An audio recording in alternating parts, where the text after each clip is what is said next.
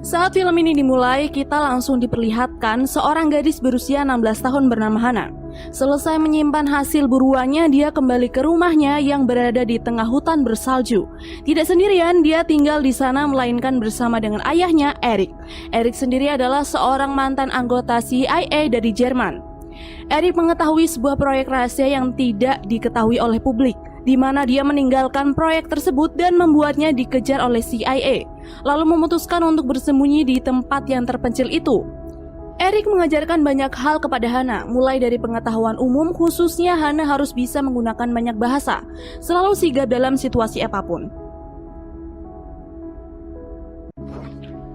Eric bahkan mengajarkan Hana bagaimana caranya membunuh seseorang. Tujuan dari semua usaha yang Eric berikan agar Hana mampu membunuh musuh yang sudah membunuh ibunya. Dia bernama Marissa. Anda pasti kaget kan? Jujur waktu pertama nonton film ini, Mimin juga rewas, tenang, engke urang bebeja lamun aya deui nya. Setiap latihan yang dilakukan oleh Hana dari usia 2 tahun, dia selalu mengingat beberapa hal, baik itu nama tempat dan nama orang yang bersangkutan dengan dirinya. Lalu ketika dalam keadaan tidur, Eric selalu melatih Hana untuk sigap dan peka, sampai akhirnya Hana mengaku jika dia siap untuk misi balas dendam. I'm ready now. Singkat waktu, hari untuk balas dendam pun tiba. Eric sudah menyiapkan sebuah alat pendeteksi lokasi yang nanti saat alat itu dinyalakan, maka CIA akan langsung tahu lokasi mereka kini tinggal. Eric lalu menjelaskan kepada Hana jika dia sudah menyalakan benda itu, maka tidak akan ada kata untuk kembali. Maka dari itu pun Hana menganalisa situasi sampai akhirnya dia cukup yakin untuk menyalakan pelacak tersebut.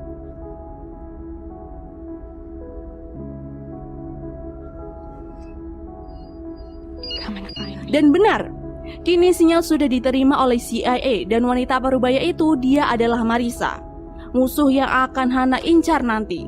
Marissa yang tahu lokasi Eric sekarang langsung menyiapkan pasukan untuk menjemput ke lokasi terpencil itu.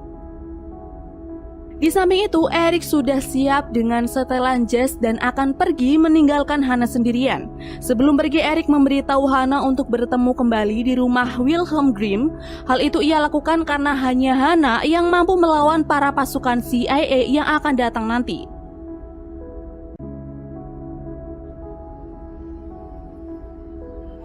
Tidak beberapa lama kemudian, suara bising helikopter langsung memenuhi hutan. Semua pasukan pun langsung bekerja sesuai posisi masing-masing, yaitu 2 dari mereka masuk ke dalam gubuk. Karena cukup lama dan tidak ada jawaban dari mereka, pasukan yang lain pun turut masuk. Mereka kaget karena menemukan 2 pasukan pertama sudah tewas dan hanya menyisakan Hana yang sendirian di sana. Pasukan pun langsung melaporkannya kepada Marissa. Mereka menganggap jika Eric sudah kabur dan berencana akan membawa Hana ke markas besar CIA untuk mengorek informasi darinya mengenai keberadaan Eric. Tiba di ruangan interogasi, Hana bertemu dengan Dr. Burton. Alih-alih berbicara dengannya, Hana malah meminta berbicara dengan Marissa. I want to speak to Marissa Winkler. Marissa yang menyaksikan hal itu dari layar CCTV langsung kaget dan curiga. Namun dia meminta petugas yang lain untuk menuruti saja perintah dari Hana. Marissa kemudian mengirimkan pengganti yang lain yang cukup mirip dengan dirinya untuk mengajukan beberapa pertanyaan melalui transmitter di telinga si pengganti. Nah, di sini Mimin rada terkejut dengan keahlian yang dimiliki oleh Hana. Alexanderplatz. Saat Marissa menuntun si pengganti untuk mengikuti ucapannya, suara Marissa yang asli didengar oleh Hana. Yap, Hana mampu mendengarkan suara dengan frekuensi rendah. Jadi hayang kosi Hana. Marissa semakin curiga ketika melihat Hana yang tiba-tiba menangis dan bukannya menjawab pertanyaan.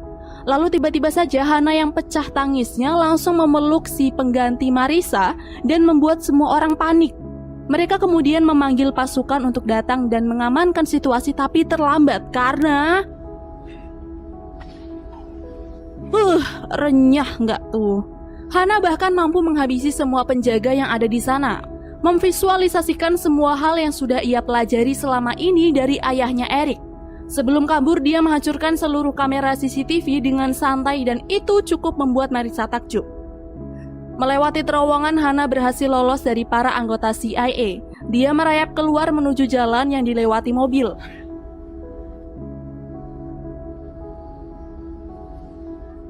Merasa akan ada mobil lagi yang lewat, Hana dengan gesit langsung nemplok ke mobil tersebut dan ikut pergi jauh. Hana yang mengira jika si pengganti itu adalah Marissa dan berhasil membunuhnya, bergegas pergi untuk bertemu lagi dengan Eric sesuai kesepakatan di awal. Hana kemudian menemukan dirinya berada di sebuah gurun pasir yang ada di Maroko, di mana dia bertemu dengan Sebastian dan Rachel, sepasang suami istri dari Inggris yang sedang berlibur dengan mengendarai van bersama kedua anak mereka, Sophie dan Miles. Awalnya Sophie menawari Hana tumpangan, tapi Hana menolak dan lebih memilih untuk berjalan kaki. No, I prefer to walk. Hingga sampailah Hana di sebuah pemukiman. Dia diam-diam mengambil pakaian dan menyusuri pemukiman tersebut. Dia bertemu dengan seorang pemilik penginapan. Si kakek yang penasaran Hana datang dari mana langsung dibuat terkejut karena ternyata Hana mampu menggunakan bahasanya, yaitu bahasa Arab. Karena kasihan melihat Hana tidak punya tempat tinggal dan uang, si kakek memberikan dengan gratis satu kamar penginapannya untuk Hana. Saat ditinggal sendirian, Hana tidak bisa tenang dengan beberapa barang elektronik yang ada di kamar itu. Dia berusaha menghentikannya tapi tidak bisa dan akhirnya membuat Hana keluar lalu bertemu dengan Sophie dan adiknya lagi yang ternyata menginap di penginapan yang sama. Di tempat lain ada Marissa yang datang ke sebuah restoran untuk bertemu dengan seseorang yang ternyata adalah pembunuh bayaran. Marissa meminta pembunuh itu untuk mencari Eric yang membawa Hana dengan keadaan hidup-hidup. Dan tidak butuh waktu lama, pembunuh itu pun langsung pergi ke tempat di mana Hana menginap. Entah dari mana dia tahu, tapi dia langsung menyandra si pemilik penginapan agar dia memberitahu keberadaan Hana. Si kakek yang tidak tahu apa-apa hanya bisa ketakutan sambil terus meminta dilepaskan. Tidak lama kemudian, Ante si pembunuh menemukan rekaman CCTV di mana dia melihat bahwa Hana diam-diam menyelinap ke dalam van milik keluarga Sophie. Si kakek yang melihat hal itu juga langsung menambahkan info jika hari ini van tersebut pergi untuk naik kapal feri menuju ke Spanyol. Untuk menghilangkan jejaknya, si pembunuh dengan santai menusuk leher kakek hingga tewas. Kembali ke Hana. Dia yang dari tadi bersembunyi keluar setelah memastikan keadaan aman, tapi ternyata adik Sophie malah di dalam van.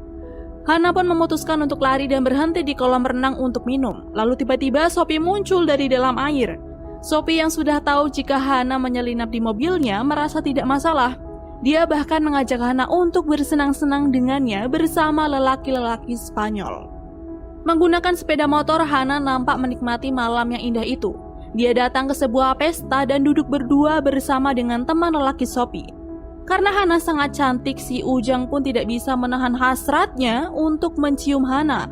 Perlahan, dengan perlahan, si Ujang pun dijungkir walikan oleh si Hana Bagong Sia. Keesokan harinya, Hana ikut perjalanan keluarga Sophie. Tapi di perjalanan Hana merasa ada yang mengikutinya. Tidak ingin gegabah mengambil keputusan, Hana menunggu mobil mencurigakan itu akan mengikutinya sampai mana. Dan benar, ketika malam tiba mobil tersebut masih mengikuti van keluarga Sophie. Setelah dicek, mobil yang mengikutinya itu tak lain milik si pembunuh bayaran bersama antek-anteknya. Hana yang tidak ingin sahabat barunya itu celaka hanya karena dirinya, memutuskan untuk lari dan menyuruh Sophie untuk tidak mengikutinya. Hana lari menuju ke dermaga dan terjadilah aksi kejar-kejaran di sana. Walaupun kalah jumlah dan ukuran, jelas Hana yang lebih lihai untuk mengalahkan mereka semua. Namun sayang, aksi Hana yang sedang membunuh para pembunuh bayaran itu dilihat langsung oleh Sophie. Melihat kejadian sadis dan tidak mungkin itu membuat Sophie syok dan pergi. Aksi kejar-kejaran ternyata belum selesai. Karena tidak ada jalan lain untuk kabur, Hana pun nekat untuk melompat ke dalam air sedangkan keluarga Sophie tertangkap oleh para pembunuh bayaran tersebut. Satu persatu mereka diberi pertanyaan oleh Marissa. Dari semua keluarga Sophie, hanya adik Sophie yang mau angkat bicara. Dia memberitahu tujuan pergi Hana serta memberi alamat lengkapnya. Di sisi lain, Hana bertemu dengan teman Eric Knefler, seorang pesulap tua eksentrik yang tinggal di sebuah rumah dekat Grimm's Fairy Tale, sebuah taman hiburan yang sudah ditinggalkan. Hana berencana untuk bertemu dengan ayahnya, namun tidak lama Marissa dan para pembunuh bayaran akhirnya tiba. Dengan cepat Hana langsung bersembunyi di bawah kursi. Knefler yang berusaha melindungi Hana menolak untuk angkat bicara di mana Hana berada. Hingga dirinya pun menjadi korban kekejaman Marissa dan anak-anak buahnya. What does he know about the girl? Eric's the father. Saat Hana bersembunyi, dia menemukan fakta jika sebenarnya Eric bukan ayah kandungnya. Hal lain yang mengejutkan adalah jati diri Hana sebenarnya adalah hasil dari sebuah eksperimen.